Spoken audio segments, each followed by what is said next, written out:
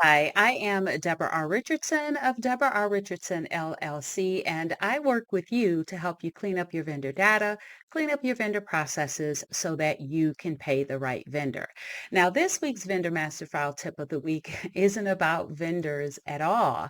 It is about how to apply the AVM framework to customer setup and maintenance to avoid fraud, fines, and bad vendor data. It turns out that the authentication techniques, internal controls, best practices, and validations that I apply to vendors can also apply to customers as well. Authentication validation management is a three-step customer setup and maintenance framework to avoid fraud, fines, and bad customer data. The first step is authentication, where you will use documented information to confirm the identity of the source of the customer data before accepting or the source of the inquiry before providing details. By authenticating, you are confirming that you are communicating with your customer or your internal team member and not a fraudster. If you have accepted documents from an authenticated source for a new customer setup or an existing customer change, the second step is validation. This is where you will use resources and standardizations to confirm the customer data is accurate, compliant, and that the customer is eligible to do business with your company.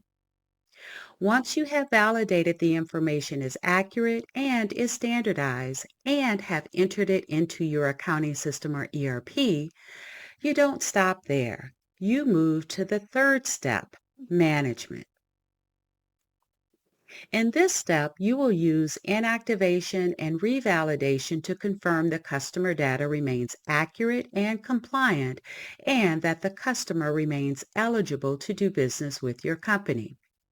This means that you will inactivate customers that have not done business with your company in an amount of time that is preset by your company. Then, for the remaining active customers, you will revalidate them using the same resources that you validate new customers with to ensure that their information has not changed. During this step, you can also check for duplicate customers, which can be an indicator of fraud. Ideally, this step needs to be done monthly, quarterly, semi-annually, or at the very least, annually. Within this three-step customer setup and maintenance framework, there are 5 authentication techniques, 23 internal controls, 12 best practices, and 13 customer validations that will help to avoid fraud, fines, and bad customer data.